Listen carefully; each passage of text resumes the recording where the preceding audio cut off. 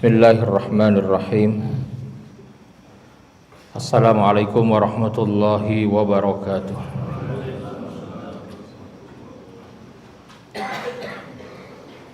Innal hamdalillah nahmaduhu wa nasta'inuhu wa nastaghfiruh wa na'udzu billahi ta'ala min shururi anfusina wa sayyiati a'malina. May yahdihillahu fala mudhillalah wa may yudlil fala hadiyalah. Asyhadu an la ilaha illallah wahdahu la syarikalah wa asyhadu anna Muhammadan abduhu wa rasuluh. Allahumma salli wa sallim ala hadzal nabiyil karim imamil muttaqin wa qaidil mujahidin nabiyina Muhammadin wa ala alihi wa sahbihi wa man tabi'ahum bi ihsanin ila yaumiddin, amma ba'd. Ya ayyuhalladzina amanu taqullaha haqqa tuqatih wa la tamutunna illa wa antum muslimun. Hadirin sekalian, Bapak Ibu dan juga jamaah salat subuh Masjid Al-Ukhuwah yang berbahagia, alhamdulillah pagi hari ini Allah pertemukan kita kembali di masjid yang kita cintai untuk mengkaji satu tema, hakikat kemerdekaan dalam Islam. Mudah-mudahan majelis ilmu kita diberkahi Allah dan semoga hadirnya dan duduknya kita di sini saat ini dicatat sebagai amal saleh yang akan memberatkan timbangan amal kebaikan kita di akhirat nanti. Allahumma rabbana taqabbal minna innaka antas samiul alim wa tub alaina innaka antat tawwabur rahim. Hadirin sekalian, saya ingin mengawali tema pada pagi hari ini dengan menyampaikan dialog antara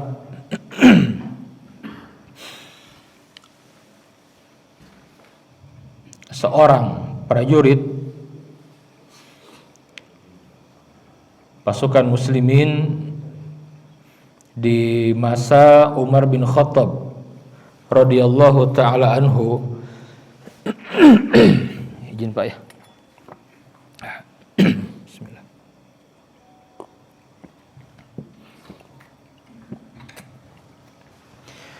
Dalam perang Al-Qadisiyah. Ini perang penaklukan Persia, Pak.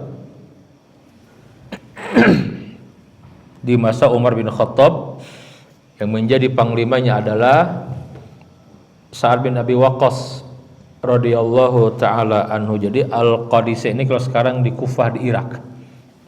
Ini Al-Qadisiyah, Pak. Nah, jadi ketika di masa Umar bin Khattab, dua kekuatan besar di Timur Tengah itu. Yang pertama Persia selesai, berakhir, ini perang Al-Qadisiyah. Kemudian Romawi, Bizantium Timur, dan jaraknya dekat sekali, Pak. Itulah muslimin di masa Umar.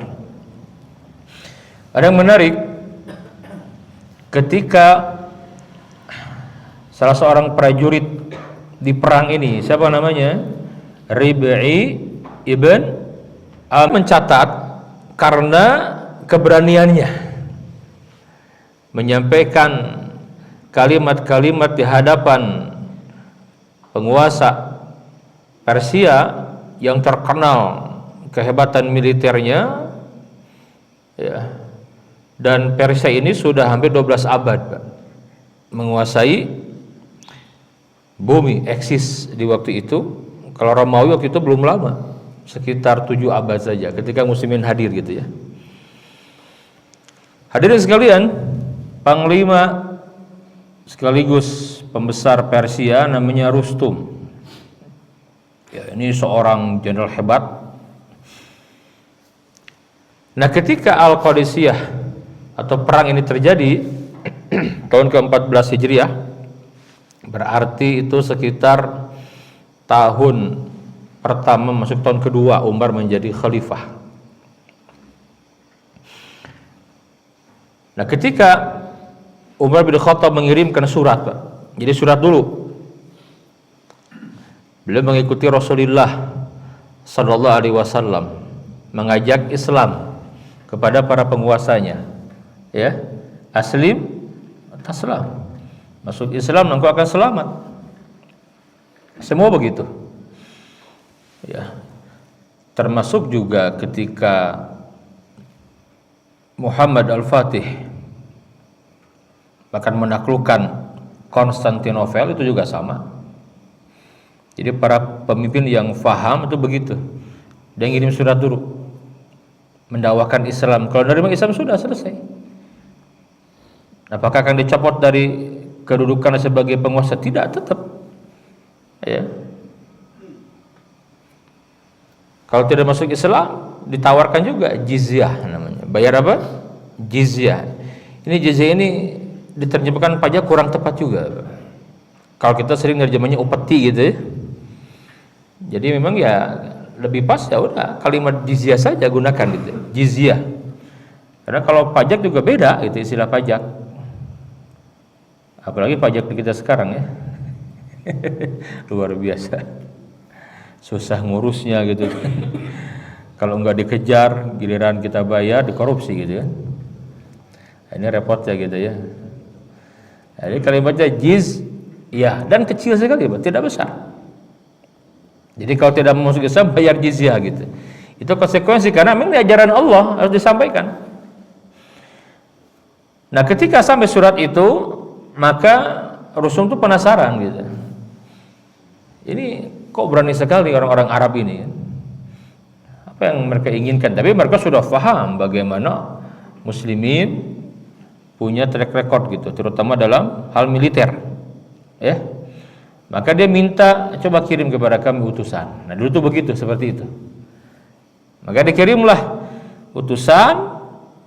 Nah, Umar tuh ngasih tahu kepada Sa'd bin Abi Waqqas, jangan kamu kirim orang-orang yang panglima utama, jangan gitu. Kirim saja orang-orang yang pasukan biasa aja, prajurit biasa, Pak. Nah, maka dipilihlah Rib'i bin Amir. Dia orang yang miskin secara duniawi. Ya, miskin dia. Saya mengutip ini kisah dalam kitab Al-Bidayah wa Nihayah, Pak.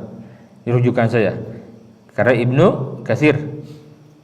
Bapak bisa buka kalau punya kitab atau terjemah sekarang ada lengkap sekali ya. Coba dibuka saya nanti bab Umar bin Khattab, nanti ada itu perang Al-Qadisiyah disebutkan, ya.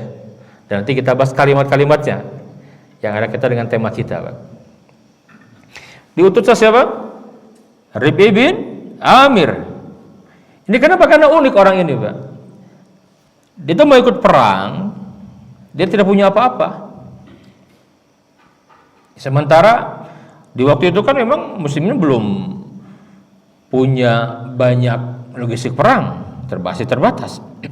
Nanti mulai melimpah itu di masa setelah menaklukkan Al-Qadisiyah dan Romawi atau penaklukan Palestina nanti, Baitul Maqdis mulai itu. Nah, kalau ini masih awal-awal, belum banyak gitu. Ya, logistik yang didapatkan dari rampasan perang belum. Yang dipilih siapa? Rib'i bin Amir, seorang yang sangat-sangat sederhana. Dia bukan mau mencari sensasi, bukan. Memang itulah kondisinya dan itu dipahami oleh para sahabat. Kayak kita kan misalkan kumpul berpakaian, ya kan ingin yang terbaik kan sebenarnya begitu ya. Tiba-tiba ada orang yang berpenampilan gitu dengan baju yang lusuh gitu. Itu kan menarik perhatian, betul tidak, Pak? Ya, bahkan dalam beberapa riwayat disebutkan ya, kalau pasukan yang lain itu mengenakan seragam punya baju besi, dia tidak punya gitu. Saking ingin jihad, Pak, tapi diizinkan ikut. Karena Umar tahu ini orang luar biasa gitu ya. Nah, jadi disebutkan dia itu karena tidak punya Ya, dan muslimin juga tidak cukup memberikan logistik perang kepada semua prajuritnya, sangat-sangat sederhana. Dia punya tumbak juga sudah berkarat, Pak. Ya, pedang juga pedang yang biasa saja. Gitu. Pasti kan mencolok kita ya. Ini unik orang ini nih. Nah, sudah kirim dia katanya. Dikirim, Pak. Berangkat tuh dari Madinah itu kemana? Ke Al-Qadisiyah, ke Irak. Nah, ketika sampai, yang terbayang oleh Rustum itu kan pasukan yang dikawal gitu ya. Nah, itulah biasa mereka begitu. Ini tidak, Pak. Dia naik keledai, Pak. Kadang menyampaikan naik kuda, tapi yang kuda yang kecil yang kurus itu. Cuek saja berangkat gitu. Dan faham apa misinya. Ya, inilah hebatnya para sahabat itu, Pak. Dari panglimanya sampai prajurit paling muda dia faham misi itu apa gitu. Kenapa harus melakukan futuhat, paham mereka. Nah, ketika sampai, orang-orang Persia itu merasa ini siapa gitu. Nah, mereka suka meremehkan orang-orang Arab. Ini gembel dari mana gitu kan. Nah, itu. Ini unik sekali orang ini gitu kan. Ya, mau kemana kamu katanya? Loh, aku yang diundang oleh kalian. Rustum mengundang kami. Rustum dilihat kan, Pak, unik sekali penampilannya. Tunggu sebentar. Ya. Nah, yang lainnya menyampaikan, kamu ini tidak layak seperti itu ketemu dengan Rustum. Ya. Kata Rib'i, yang meminta bukan kami, dia yang meminta kami datang kemari. Kalau tidak diizinkan dengan seperti ini, kami balik lagi. Subhanallah. Ini kalimatnya luar biasa, Pak. Ya. Nah, ketika terjadi diskusi itu, maka Rustum datang. Da'hu, biarkan dia masuk. Memang aku yang mengundang. Tapi apakah engkau utusan muslimin? Ya benar. Datang, Pak. Itu kan panjang sekali itu. Ada karpetnya gitu kan. Ya itu begitulah orang-orang apa? Persia, Pak. Rustum itu mengizinkan. Prajuritnya menyampaikan, kalau kamu ketemu Rustum, tolong ya turun dari keledaimu. Simpan semua alat itu, merangkak kamu ke dalam betul Rustum. Oh, nggak mau, Pak, nggak mau. Ya, kalau aku diizinkan seperti ini, aku masuk ketemu dengan dia. Kalau tidak, aku balik lagi. Bedakan orang dengan keberanian itu beda, Pak. Ya, kaget itu. Ya udah, izinkan dia masuk. Ada lagi prajurit yang dia tidak terima, Pak. Wah, ini kurang ajar nih orang nih. Kita kerjai dia. Kamu nanti katanya, ya Rustum di sana tuh. Jadi diturunkan, Pak, kan karena tenda kan, ya. Turunkan itu. Jadi kalau mau masuk itu harus membungkuk gitu kan, membungkuk. Ya, ini kita inginkan biar senang Rustum gitu. Ketika sampai itu, Rib'i bin Amir tahu, Pak. Wah, ini saya dikerjain gitu kan. Maka Rustum menanti, yang lain juga melihat. Rib'i bin Amir, Pak, turun dan dia kemudian membelakangi jadi keledainya, Pak. Jadi pantatnya dulu dorong masuk ke dalam kan, baru dia masuk gitu. Wah, geger seisi, kan dia di tenda, Pak. Ya, karena waktu itu memang sudah akan berperang. Kurang ajar ini. Ingin yang menunduk gitu kan. Yang masuk apa? Pantat keledai. Dorong dia masuk juga gitu kan, naik lagi, subhanallah. Itu Rustum kaget, Pak, orang luar biasa gitu. Pas ketemu disuruh duduk, gak mau, Pak. Apa katanya? Kalian ini apa yang kalian inginkan? Datang kemari ini apa sebenarnya yang kalian inginkan? Misi apa yang kalian bawa itu? Kata Rustum. Nah, disinilah kalimat jawabannya, Pak, yang dicatat oleh sejarah Al-Imam Ibnu Katsir dalam kitab Al-Bidayah wa Nihayah, mengutip ya berdasarkan beberapa asar riwayat gitu. Apa kata Rib'i bin Amir ketika ditanya begitu? Kalimatnya, nahnu qaumun ibta'atsanallah linukhrijal ibad min ibadatil ibad ila ibadati rabbil ibad. Ini kalimat terkenal sekali. Saya ulangi ya. Nahnu qaumun ibta'atsanallah linukhrijal ibad min ibadatil ibad ila ibadati rabbil ibad. Kami ini muslimin suatu kaum yang diutus oleh Allah, dihadirkan oleh Allah ke muka bumi ini linuh rijal ibad, untuk mengeluarkan, membebaskan, memerdekakan manusia min ibadatil ibad, dari penghambaan kepada sesama hamba, ila ibadati rabbil ibad, untuk menghamba kepada Tuhannya semua hamba, yaitu Allah Subhanahu wa taala. Wa min dhiqid dunya ila sa'atid dunya wal akhirah. Dan kami juga diutus untuk membebaskan, menyelamatkan manusia dari sempitnya kehidupan dunia kepada luasnya kehidupan dunia dan akhirat. Wa min jauril adyan ila adlil Islam, dan dari kezaliman agama-agama yang ada kepada keadilan Islam. Subhanallah. Ini kalimat-kalimat yang membuat Rabi' bin Amir naik posisinya, Pak, dikenal dan sejarah mencatat. Jadi kalau kita membaca kisah Rabi' bin Amir, ya hanya ini yang kita dapati, Pak, karena perannya ini luar biasa gitu loh. Ya. Setelah mendengar kalimat-kalimat ini, kata Rustum,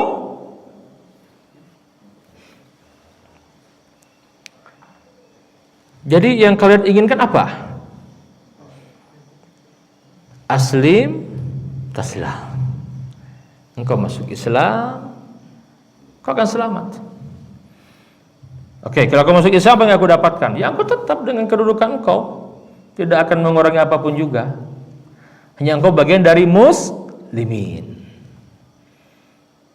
Oke, kalau kau menolak, bayar jizyah.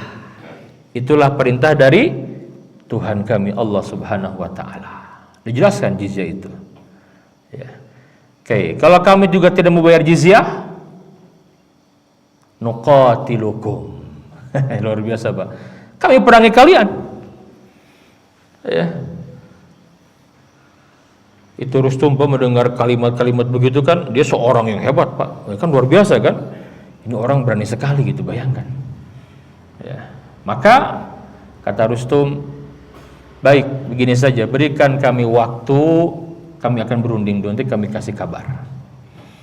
Ya, baik, kami beri waktu sehari, 2, 3 hari maksimal. Luar biasa. Yang begitu aturannya, Pak. 3 hari putuskan gitu loh. Masuk Islam, bayar jizyah atau perang. Nuqatilukum. Kan kaget tuh, Pak Rustum. Kamu ini siapa kamu ini? Kamu ini panglimanya ya? Nah, ditanyakan, kamu panglimanya ya? Apa kata Rabi' bin Amir? Oh, bukan. Saya ini prajurit biasa saja. Saya prajurit biasa saja. Ini perintahkan menghadap kepada engkau karena permintaan engkau. Luar biasa, Pak. Dapat di benak mereka. Ini prajurit biasanya. Apalagi panglimanya. Luar biasa. Dan kalimat-kalimat ini yang menggetarkan Rustum. Ini sudah jatuh mentalnya, Pak. Ini luar biasa. Kita memerangi suatu kaum yang mereka mencari kematian, yang mencintai kematian. Maka perang terjadi dan sejarah mencatat beberapa hari, memang panjang sekali. Itu Persia, Pak, dengan logistik perang yang sangat canggih. Di waktu itu apa? Gajah. Itu logistiknya. Jadi kalau sudah perang punya gajah itu, Pak, kuda itu takut lihat gajah, Pak. Jadi begitu. Tapi muslimin tidak gentar, jumlah sangat beda sekali, jauh. Muslimin 30.000, mereka itu 120.000. Ada yang menyampaikan sampai 200.000, Pak. Berapa tuh perbandingannya? Tetapi sejarah mencatat Rustum terbunuh, mereka kalah dan Persia selesai. Dan Islam masuk ke sana. Subhanallah. Di masa siapa ini? Umar bin Khattab radhiyallahu taala anhu. Baik, hadirin sekalian, kita bahas, Pak. Nah, ini ada kalimat-kalimat yang menarik ini. Kata Imam Ibnu Katsir, karena inilah dia menjadi mulia gitu loh. Terangkat. Keberaniannya itu luar biasa, Pak. Gak gentar, gak takut sedikit pun juga. Inilah orang-orang yang merdeka apa, Pak? Yang merdeka jiwanya. Tidak takut kecuali hanya kepada Allah. Maka Imam Ibnul Qayyim Al-Jauziyah dalam kitab Madarijus Salikin, ya, beliau menyampaikan beberapa kalimat. Kata beliau apa? Hakikat kemerdekaan itu adalah, ya, bebasnya hati, Pak, dari ketergantungan kepada selain Allah, dan tidak adanya rasa takut dari selain Allah, dan hanya menghamba kepada Allah. Itulah kemerdekaan yang sejati, kata Imam Ibnul Qayyim.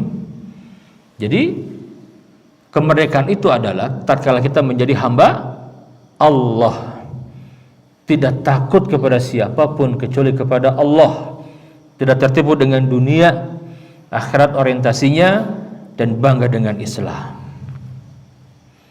Tadi kalimatnya bagaimana? Ada kalimat wa min dzikri dunya ila sa'ati dunya wal akhirah wa min jawril adyan ila adlil Islam. Maka itulah Islam. Misi futuhat itu kan itu, Pak. Silakan kita pelajari, kita baca. Contoh misalkan ketika terjadi futuhat di mana di Iberia atau Spanyol, ya, yang ketika Islam masuk ke sana diberi nama dengan Al-Andalus, ya. Itu sekarang ini Spanyol dan juga apa? Portugal, juga Andorra, itu masuk wilayah yang disebut dengan Al-Andalus di masa Muslimin. Kalau kita membaca sejarah yang ditulis para ulama kita, para sejarawan kita, Pak, yang tentu cara pandangnya juga penting sekali, betul tidak? Karena sekarang banyak orang nulis sejarah dengan cara pandang ya masing-masing. Contohlah sejarah Islam di negeri ini saja, Pak, itu harus dikaji ulang. Perlu sejarawan yang cara pandangnya itu benar-benar mencerminkan seorang muslim, bukan sekuler gitu ya, bukan liberal, karena pengaruh nanti. Kan sejarah itu yang paling penting apa? Interpretasinya kan terhadap peristiwa itu gitu. Maka sekarang dikembangkan ada kajian namanya Islamic Worldview dalam penulisan sejarah, Pak. Ini penting sekali. Kenapa? Kita dapat contoh misalkan kita mengenal tidak, Pak, sosok Muhammad Yamin, Pak. Muhammad Yamin dia penulis sejarah kan, sejarah Indonesia, Pak. Dia seorang tokoh, ya. Nah, Muhammad Yamin ini seorang yang sekuler, maka dia nulis sejarah cara pandang dia gitu lah, ya. Contoh misalkan ketika beliau Muhammad Yamin ini menuturkan tentang kenapa warna bendera kita itu merah putih gitu. Pernah baca tidak, Pak? Dalam buku yang dia tulis sejarah Indonesia itu, Muhammad Yamin menyampaikan, Pak, bahwa warna merah putih ini, bendera ini, menurut 5.000 tahun yang lalu katanya. Itu spekulasi sekali, Pak, dan tidak ada dasarnya. Dia ingin menjauhkan dari Islam. Padahal kalau kita kaji, Pak, kenapa benderanya merah putih? Ada pernah baca tidak, Pak? Kira-kira kemana tuh yang menginspirasi itu? Kan nggak mungkin orang terinspirasi kok ribuan tahun, itu nggak mungkin. Pasti ada peristiwa dekat yang menjadi pemicunya itu apa? Ini bendera ini gitu. Ini bendera pemilik syarikat Islam. Kalau kita baca syarikat Islam di awal itu apa warnanya, Pak? Merah putih. Dan kita tahu yang menggelorakan perlawanan di abad ke-20 itu syarikat Islam. Maka kalau sejarah versi orang sekuler, hari kebangkitan nasional itu ya, siapa yang tokohnya, Pak? Budi Utomo itu. Harus dikaji ulang, Pak. Yang belajar sejarah paham pasti ya. Sangat-sangat sangat ada misi di balik itu gitu. Dan misi siapa itu, Pak? Misi orang-orang siapa? Yahudi, Pak. Loh, sudah ada Yahudi? Sudah ada. Yang namanya gerakan Freemasonry, Pak. Itu bukan, kalau sekarang kan kalau bicara Freemason itu sebutnya apa? Apa sebutnya, Pak? Wah, ini apa namanya, kayak apa? Kalau kita bahas Freemason itu cocokologi katanya ya. Apalagi Pak yang muncul, Pak? Ya. Pasti negatif gitu ya. Nah, Freemason ini, Pak, itu nyata adanya. Dan peninggalan kita banyak tidak peninggalan Freemason banyak, Pak. Nanti dia punya turunan kelompok tarekat namanya apa? Teosofi, Pak. Jadi kalau ada yang aneh-aneh tuh zikir aneh gitu kan barijeng. Nah, itu memang masih ada sampai sekarang. Jadi aliran kebatinannya itu. Nah, karena ada yang jadi korban tuh para kiai kadang-kadang. Ya. Itu teosofi namanya. Masih satu dari Freemason. Karena dulu orang-orang Belanda ke sini itu kan banyak orang Yahudi, Pak. Jangan aneh kalau di kita ada orang-orang yang bernasab kepada Yahudi. Di kita ada artis siapa? Ahmad Dhani itu Yahudi, Pak. Karena orang tuanya itu orang Belanda itu Yahudi. Ya tidak selalu jelek kalau dia masuk Islam ya Muslim, betul tidak? Ya dia udah Muslim gitu kan. Tapi nasab itu Yahudi gitu loh. Ada itu ya. Nah, kembali syariat Islam itu, Pak, merah putih hanya ada tulisan gitu kan ya, kalimat la ilaha illallah Muhammad Rasulullah, tapi merah putih itu luar biasa, Pak. Nah, itu bisa kita dapati. Kenapa? Karena semangatnya luar biasa, Pak. Karena gerakan syariat Islam itu tidak hanya di Jawa tapi se-Indonesia. Jadi orang itu kalau sudah melihat merah putih sudah yang terbayang apa? Perjuangan para ulama. Ya. Jadi otomatis lah gitu. Karena dulu kan belum ada NKRI. Kenapa yang menyatukan kira-kira, Pak? Apa yang menyatukan? Apa bahasa? Kenapa dulu di mana-mana ada perlawanan yang sengit kepada para penjajah sampai nanti ketika merdeka kan? Ini jasanya Nasir ini, Muhammad Nasir, ada Mosi Integral Nasir, Pak. Dengan sukarela mereka mau melebur kan menjadi NKRI kan, kerajaan dilepaskan semua gabung gitu loh. Nah, kira-kira apa semangatnya, Pak? Apa yang membuat mereka seperti itu? Nah, di sini cara baca sejarawan. Kalau baca sudut pandang orang sekuler pasti beda, Pak. Muslimin juga harus keberanian. Maka sekarang sudah mulai banyak, ya, harus diluruskan gitu ya. Nah, jadi kenapa? Karena memang semangat perlawanan itu digelorakan oleh syariat Islam, Pak. Bahkan nanti respon terhadap Palestina itu juga siapa penggeraknya di masa itu? Syariat Islam. Ini paling pertama, Pak. Setelah syariat Islam ada apa? Ada Muhammadiyah.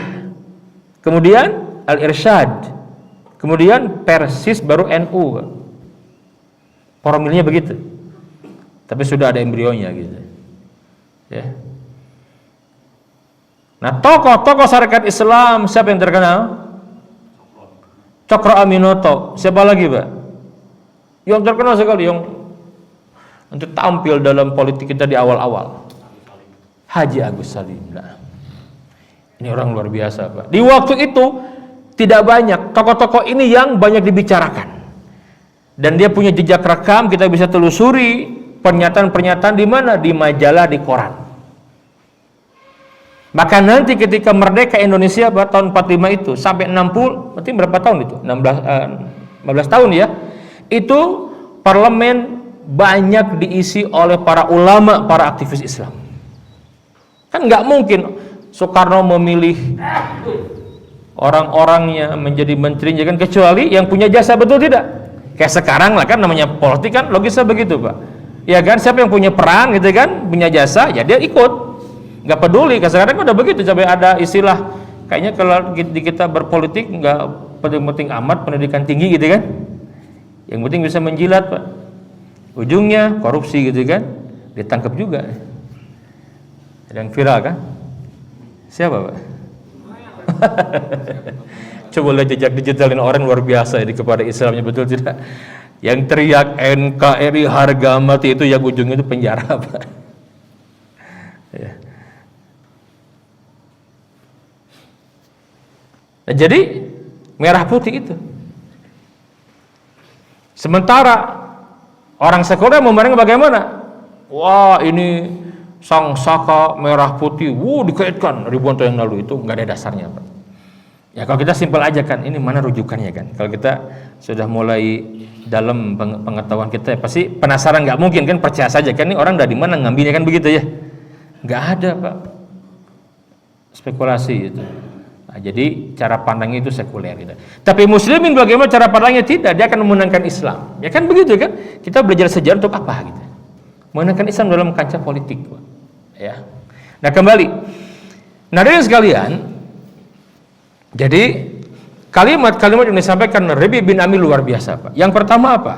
Hakikat kemerdekaan dalam Islam itu, lihat kalimatnya, linukhrijal ibad min ibadatil ibad ila ibadati rabbil ibad. Itu apa? Tauhid. Maka Islam datang menaklukkan Persia, semua termasuk Al-Andalus, ketika mereka dizolimi oleh rajanya terkenal, Roderick Tur, zolim sekali Pak. Yang minta, yang mengundang muslimin ke sana kan mereka.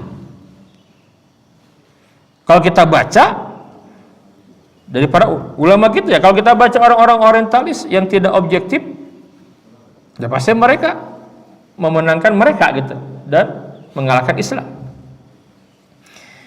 Nah, muslimin ketika itu bagaimana? Mereka dimintai datang, Pak. Maka nanti muncul sosok yang terkenal dalam sejarah penaklukan Andalus, siapa? Tariq bin Ziyad. Tetapi di atas Tariq bin Ziyad itu ada penguasa yang resmi, Pak. Apa namanya itu? Gubernur gitu ya. Cuman kan gubernur dulu kan wilayahnya luas sekali, Pak. Ya, gubernur untuk Afrika Utara namanya Maghrib Al-Aqsa itu kan luas, dari mulai mana, Pak? Dari mulai Tunisia, mana lagi? Kalau sekarang Al-Jazirah, apa lagi? Maroko, nah itu kan termasuk nanti Andalus. Siapa namanya? Musa bin Nusair. Ya, Musa bin Nusair. Nah, maka nanti datang ke sana, selesai kezaliman. Paham? Jadi mereka sedang terzolimi, maka apa misinya? Datang. Ya. Nah, jadi orang kalau menghamba kepada selain Allah, dia pasti tidak akan merdeka, Pak. Ya, maka Islam datang membebaskan semua itu. Maka kalimat siapa? Untuk muslimin, Pak, Fathu apa? Al-Fathu itu apa? Secara kalimat apa Pak artinya, Pak? Fataha yaftahu apa? Al-Fathu itu apa? Pembukaan. Itu kan terkait begitu kan. Cuma kalau pembukaan enggak enak kan dibaca kan? Ya. Maka kalimat yang sepadan ya bahasa Indonesia itu penaklukan gitu kan. Padahal yang memang yang tepat itu Al-Fathu itu ya pembukaan itu bagaimana membuka, membebaskan manusia gitu loh. Jamanya futuhat. Ini agak nggak enak kalau diterjemahkan, karena ada yang menerjemahkan apa? Muslimin itu melakukan ekspansi apa? Menjajah. Nah, ada kan? Narasi itu ada, Pak. Maka sekarang gerakan apa namanya anti Arab kan luar biasa di kita nih. Dikit pasti negatif, betul tidak? Kalau bicara Arab apa? Negatif. Ya, ini ada gerakan itu gitu. Padahal tidak seperti itu. Nah, jadi yang pertama apa? Hakikat kemerdekaan dalam Islam manakala seseorang terbebas dari menghamba kepada selain Allah, dia hanya tunduk patuh kepada Allah, menjadi hamba Allah. Maka Ibnu Taimiyah menyampaikan kemerdekaan itu al-hurriyah adalah kaunul insan abdan lillah khalqan wa syu'uran wa khuluqan. Kata Ibnu Taimiyah, kemerdekaan manusia itu sebagai hamba Allah, baik dari sisi penciptaan, perasaan maupun akhlak. Jadi ketika dia hanya menghamba kepada Allah, tidak ada aturan yang dia taati kecuali aturan Allah, dan nanti akan nampak dari akhlak, itulah orang yang merdeka. Hadirin sekalian, ketika kita memaknai kalimat la ilaha illallah, la ma'budu bihaqqin illallah, kan begitu. Kita baca Al-Quran, Pak, ada kalimat ilah ini, kuncinya ilah nih. Cuman kalimat ilah ini sering diterjemahkan ke kita apa? Ilah, Pak. La ilaha illallah apa artinya dalam bahasa kita? Ilah. Ilah. La ilaha illallah, Tuhan. Betul, Pak? La ilaha illallah, ilah diterjemahkan Tuhan. Alhamdulillahi rabbil alamin, Rabb juga diterjemahkan apa? Rabb, Tuhan juga kan. Terbatas sekali memang bahasa kita itu. Padahal ilah dan Rabb itu penekanannya berbeda. Kalimat la ilaha itu maksudnya apa, Pak? Tidak ada ilah. Mana ilah? Kembali kepada Quran. Apa itu? Kita tahu, Pak, ilah ini disebut dalam Quran, ada yang abstrak, ada yang konkret. Kalimat ilah disebutkan. Contoh, ketika Nabi Musa mendakwai Fir'aun di surat Al-Anbiya disebutkan, ya, Al-Qasas juga. Bagaimana ketika Fir'aun menyampaikan, waqala Fir'aun ya ayyuhal mala'. Ini kalimat baca nih. Ya ayyuhal mala', wahai para pembesarku, para menterinya. Lihat kalimatnya. Ma alimtu lakum min ilahin ghairi. Kalau tidak salah ayat 38 itu surat Al-Qasas. Ma alimtu lakum min ilahin ghairi.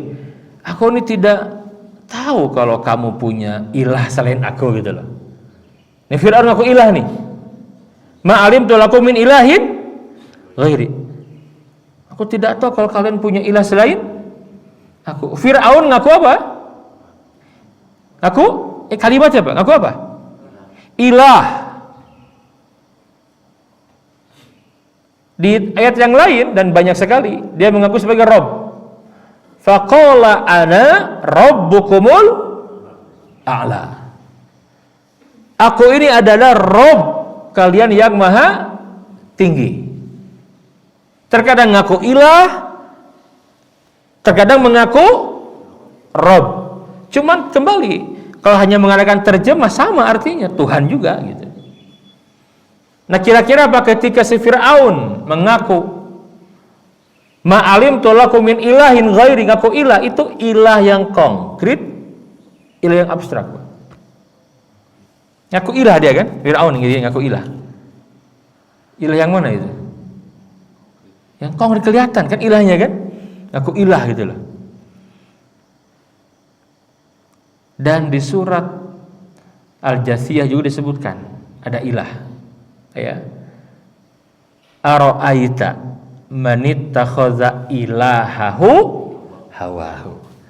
Apa kamu pernah melihat orang yang menjadikan hawa nafsunya sebagai ilah? Ilah juga kan?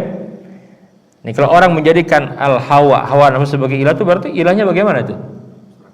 Abstrak. Ya.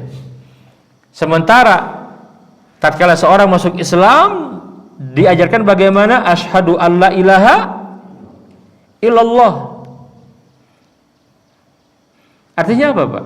Tidak boleh ada yang menguasai dirinya. Ya kan? Itulah ilah gitulah. Ya. Yang menguasai, yang memperbudak gitu. Enggak boleh. Yang disembah, yang kita bertawakal kepadanya, yang ditakuti banyak sekali maknanya itu, kecuali hanya Allah. Dengan itu manusia akan merdeka, dia akan bahagia, Pak. Maka nanti di Quran disebutkan ada orang-orang yang menjadikan ilah itu kan bermacam-macam. Ya.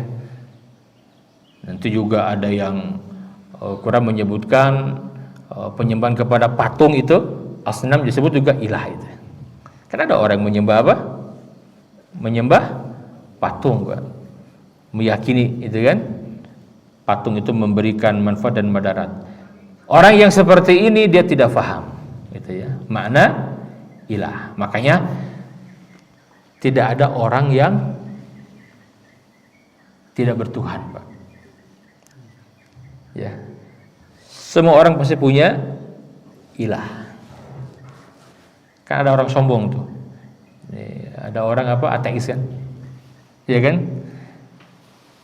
Kalau kembali kepada Quran, Pak, makanya Quran tidak menyebutkan kosakata ateis. Sekarang nggak ada orang yang tidak bertutung, nggak ada, Pak. Ya, apa bahasa Arabnya? Itu modern sekarang kita menemukan bahasa Arab. Ateisme itu apa artinya, Pak? Ilhad, gitu kan? Ilhad itu bahasa Arabnya itu ilhad. Tapi itu bahasa modern, Pak. Dari lahada, yalhadu, ada yang lahad gitu kan? Kenapa? Karena dia sedang menggali, membinasakan dirinya gitu. Untuk menekan, tapi Quran nggak ada kalau ketemu kalimat apa? Ilhad nggak ada, Pak. Karena semua orang punya ilah, termasuk orang yang menyampaikan tidak ada Tuhan, berarti dia sedang menuhankan apa? Dirinya, bahwa nafsunya. Ya. Nah, Islam datang itu, Pak, membebaskan. Jangan ada yang menguasai, yang memperbudak, ya, dibebaskan oleh Islam dengan hanya mengilahkan Allah. Maka kalimatnya, kami ini diperintahkan Allah, diutus untuk membebaskan manusia dari menghamba kepada manusia, agar menghamba kepada Tuhannya manusia. Kan dengan itu mereka akan bahagia. Itulah kemerdekaan. Maka ada orang yang nanti ilahnya itu, Pak, harta, ilahnya itu tahta, dan ilahnya itu apa? Wanita. Syahwat tadi itu, al-hawa kan? Ada enggak? Ada, Pak. Ya. Maka orang-orang yang dalam pikirannya harta tanpa mempedulikan halal haramnya, itu orang berarti dipertuhan oleh harta. Atau apa namanya itu? Tahta, jabatan kekuasaan, ada tidak? Ada, Pak. Ya, semua itu punya apa? Punya daya tariknya gitu. Orang kalau sudah punya harta banyak, Pak, ya, kadang dia ingin berkuasa, kan dulu tidak. Wah, kuat daya tariknya itu. Sudah punya kekuasaan, bagaimana biasanya, Pak? Ya, terus syahwat itu luar biasa, betul tidak? Maka banyak orang yang jatuh. Sudah punya harta, Pak, tahta, wanita. Ada kan? Ada, Pak. Ngebangun karir, jatuh oleh itu. Ya. Kalau dia tidak memahami gitu. Ya. Nah, kembali. Jadi Islam mengajarkan kepada kita bahwa orang yang merdeka, orang yang hanya menuhankan Allah saja, Pak. La ilaha illallah, la ma'budu bihaqqin illallah. Inna salati wa nusuki wa mahyaya wa mamati lillah rabbil alamin. Sesungguhnya salatku, ibadahku, hidup dan matiku hanya untuk Allah. Dengan itu manusia merdeka, Pak. Merdeka dengan itu. Maka kenapa Islam mudah diterima di kita di Nusantara ini, Pak? Kenapa, Pak? Karena Islam, dalam Islam tidak ada kasta, betul tidak? Nggak ada kasta. Sementara dulu di negeri ini, sebelum ada agama Nasrani, yang dulu tuh agama apa dulu? Yang lebih dulu tuh apa agama di sini? Hindu tidak? Oh, kasta.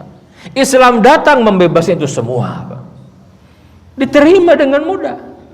Makanya Buya Hamka punya teori, Islam masuk ke negeri ini bukan abad ke-12 teori Gujaratnya Snokar Gronje, bukan. Abad ke-7 sudah ada Islam, abad ke-8 sudah ada, kata Buya Hamka, Pak. Jika dengan teori Arab gitu kan. Dan itu ada sumber primernya gitu. Jadi ada diskusi surat menyurat. Ya, dan itu dikonfirmasi oleh para ahli filologi itu, Pak. Di naskah benar-benar di abad itu gitu. sudah menyurat siapa? Antara Sri Indrawarman itu raja apa Pak? Sriwijaya Pak. Itu di Sumatera Palembang, betul tidak? Itu apa agamanya itu? Buddha. Kalau Bali kan Hindu ya. Buddha Pak. Maka Sri Buddha itu dikenal ya di kerajaan Sriwijaya gitu. Itu ada tulis surat kepada siapa Pak? Kepada Khalifah Umar bin Abdul Aziz. Kenapa? Umar bin Abdul Aziz itu kan dari Bani Umayyah. Itu penghujung abad 1 Hijriah Pak, sekitar abad ke-8. Ya. Itu Bani Umayyah Pak. Sudah ada terekam gitu. Surat menyurat. Kesimpulannya apa isinya Pak? Dia meminta dikirimkan dai yang menjelaskan agama baru ini gitu, agama tertarik gitu. Kenapa? Berarti kan sudah ada interaksi kan. Maka nanti Umar bin Abdul Aziz mengirimkan. Nah, kenapa tidak ada penolakan Pak? Nggak berperang? Karena raja-raja Nusantara sangat paham. Pasti walaupun nggak kayak sekarang mudah cepat sampai informasi kan, tapi mereka tahu betul tidak yang namanya raja Pak. Secara geopolitik paham kan? Jejak track record muslimin gitu. Bayangkan Persia selesai, Romawi selesai Pak. Itu kan kekuatan besar dunia, betul tidak? Lah kita siapa gitu kan? Kita ini tidak lebih hebat dari mereka. Maka mereka mengizinkan Pak. Ya sudah, kirim dai ke sini. Maka dakwah masyarakat menerima. Kenapa? Ini ajaran luar biasa gitu kan. Nah kembali itu dia ajarannya. Jadi kalau tidak ada penolakan ya dakwah tuh nomor satu itu dakwah Pak. Harus sampai ajaran ini nih. Karena dengan ini manusia akan bahagia, dia akan merdeka, tidak ada yang bisa mengendalikan dirinya kecuali hanya Allah saja. Dan ketika kita menjadi hamba Allah, hamba untuk Allah, itulah kemerdekaan kita akan bahagia. Tapi kalau punya hamba, menghamba kepada selain Allah, pasti akan sengsara Pak. Itulah Islam. Jadi kalau kita melihat para ulama menyampaikan tentang hakikat kemerdekaan Pak, mohon maaf kayak orang-orang Gaza sekarang, orang Gaza secara fisik bagaimana? Palestina Pak, bagaimana mereka itu? Terjajah, betul tidak? Tetapi hatinya Pak, tidak ada yang bisa menjajah, betul tidak? Enggak ada Pak. Naam, fisiknya terjajah, tetapi hatinya merdeka mereka. Enggak takut mereka, bahkan terdepan. Nah, sekarang ini luar biasa kan, puncak kezoliman penjajah Yahudi, Zionis sudah pada puncaknya. Tapi ingat, kalau kita membaca siklusnya Pak, ini sudah di ujung kehancuran mereka. Ini orang kalau belajar sejarah dan faham teori pergantian siklus itu, ada namanya sunnatut tadawul, kita paham Pak, sebentar lagi merdeka. Cuman kita tidak sabar. Menjelang puncak itu suka ada bisikan-bisikan Pak. Al-Fatih ketika menaklukkan Konstantinopel kan lama tuh, ngepungnya tuh lama Pak, hampir 2 bulan ngepung apa? Konstantinopel Pak. Sebulan belum ada tanda-tanda akan kalah ke Romawi. Sudah mulai muncul itu bisikan-bisikan Pak. Orang-orang yang lemah iman tuh begitu. Wah ini kesalahan ini, Al-Fatih ini terlalu berambisi, Mehmed ini ya. Ramai kan, orang kalau sudah ada satu yang memulai bahkan ramai kan, ramai. Sampai kepada Sultan. Kata Al-Fatih, cari siapa orang yang menyebarkan itu, siapa provokatornya. Cari Pak, ketemu, dihukum mati Pak. Yang hukum mati Pak, para pengkhianat itu. Sama sekarang lihat. Mungkin banyak orang berpikir apa ia akan merdeka, betul tidak? Sekarang untuk masuk bantuan saja susah sekali. Hanya membuka Rafah itu susah kan? Perjuangannya luar biasa, belum bisa menembus itu. Kelaparan tuh luar biasa sekarang terjadi di Gaza ini. Ya Allah, saya pernah menyampaikan, membiarkan seekor kucing mati kelaparan, kehausan Pak, berat di sisi Allah. Hadisnya sahih, Nabi menyampaikan finnar. Ada seorang wanita Pak, dia masuk neraka gara-gara seekor kucing, kata Nabi itu. Kenapa? Ya sajanat hatamatan. Dia kurung itu kucing sampai mati, enggak diberi makan, tidak diberi minum, tidak dibebaskan mencari makan dan minum sendiri. Mati itu kucing, Pak. Kata Nabi, hiya finnar.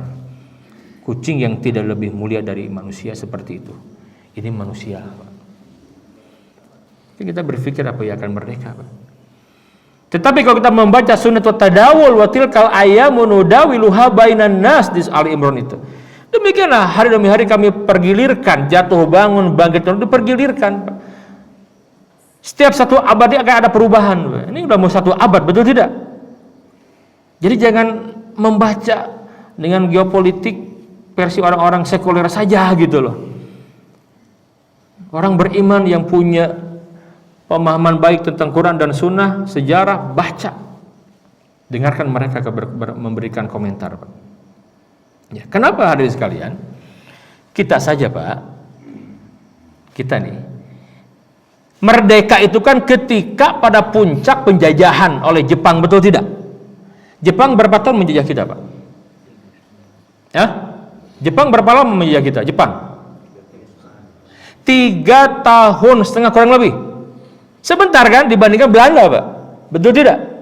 Tetapi sebentar ini, Pak, Jepang sebentar, hanya 3 tahun setengah kurang lebihnya, kezalimannya luar biasa, Pak.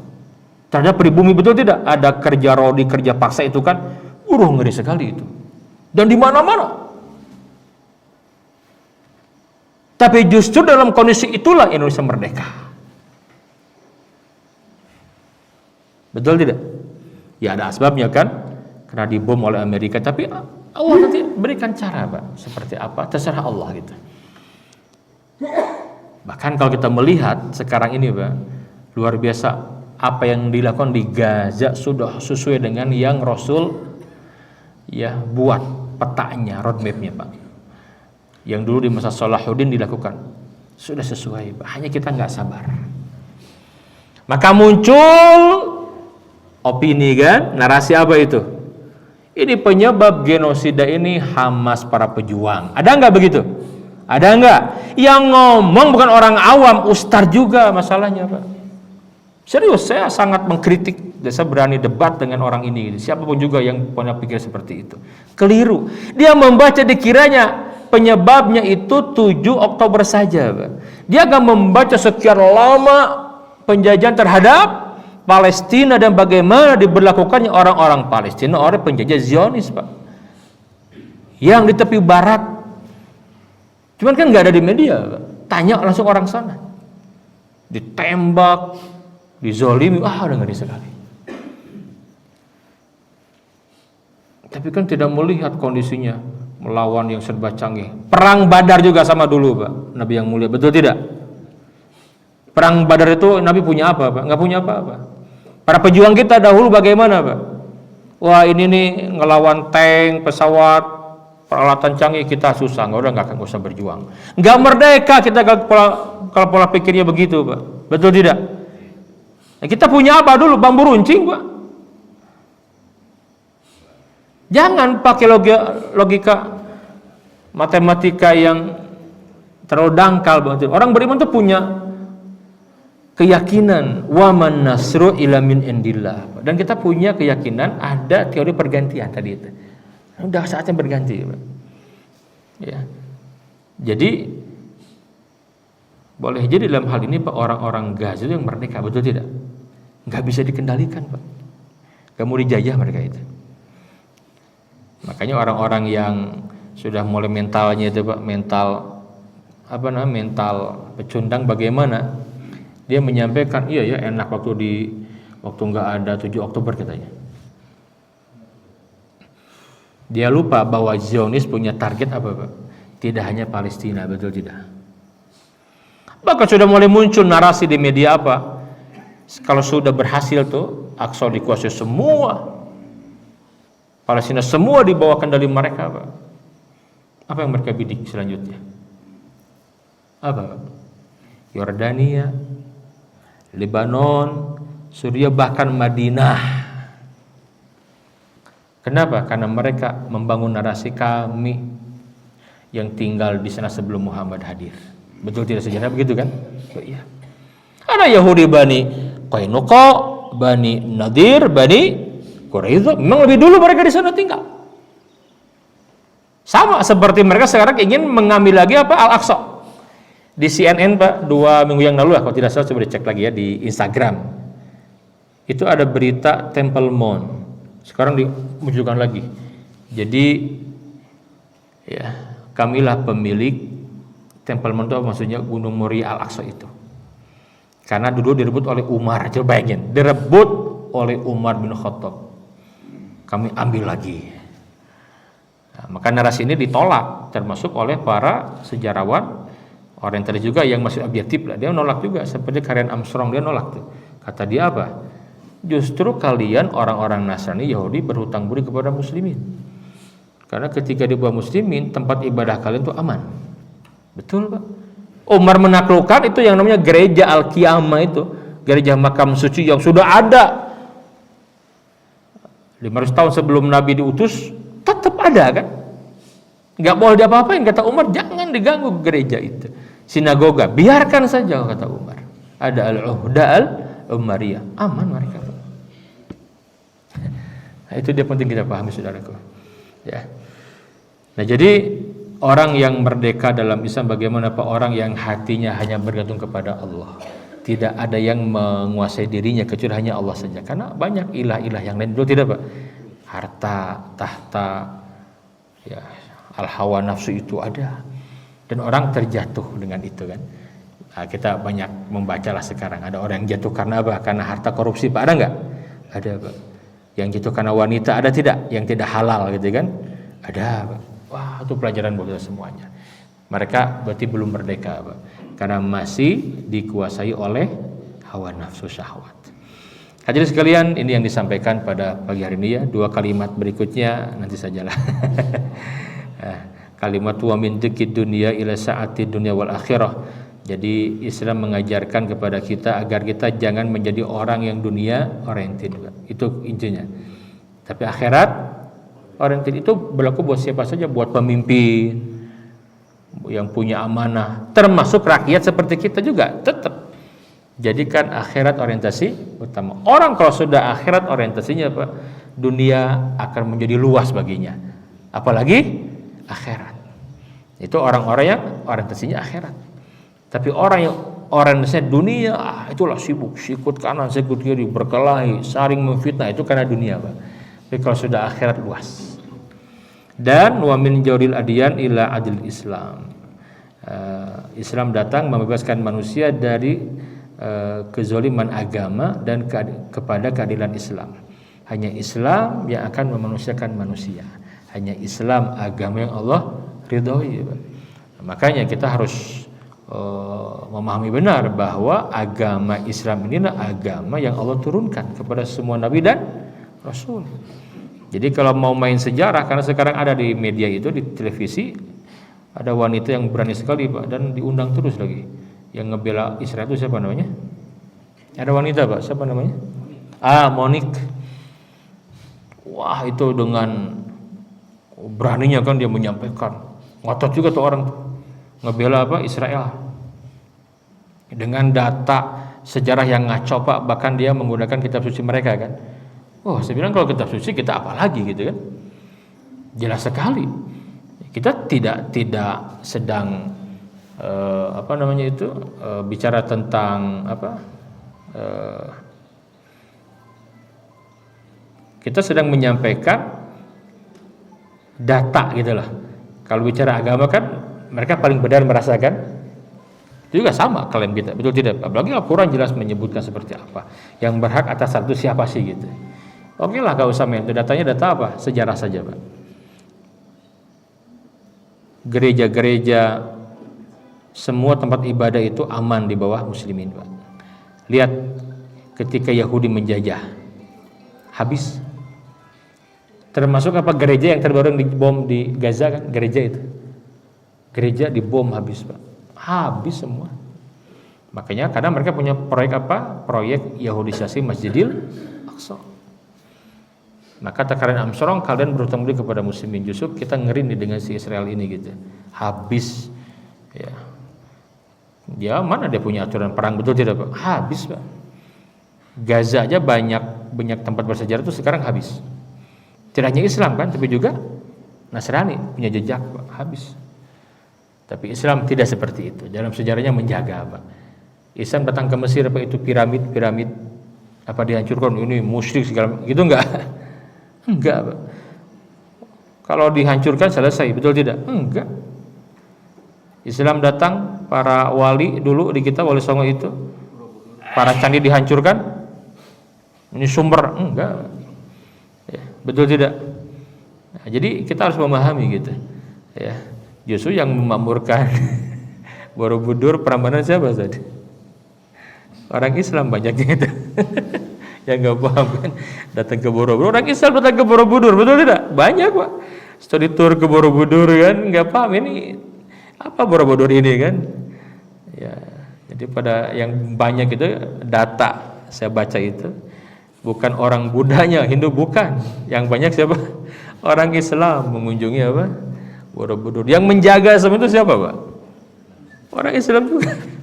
Itulah luar biasanya ya. Nah, jadi hanya Islam yang paham tentang mana keadilan Pak. Makanya Barat teriak HAM, mereka itu hanya ngomong saja. Justru yang paling melanggar siapa? Yang mereka sendiri gitu. Allah alam bisawab. Ini karena waktu terbatas ya. Kita simpulkan bahwa hakikat kemerdekaan dalam Islam manakala hati kita tidak bergantung kecuali hanya kepada Allah saja. La ilaha illallah, la ma'budu bihaqqin illallah. Karena itulah Nabi diutus. Ya. Kemudian kemerdekaan itu manakala kita menjadikan akhirat sebagai orientasi hidup kita, bukan dunia, tetapi akhirat. Dan kita berbangga dengan Islam, praktekkan Islam dalam kehidupan kita. Kita akan menjadi orang yang merdeka. Allah alam bisawab.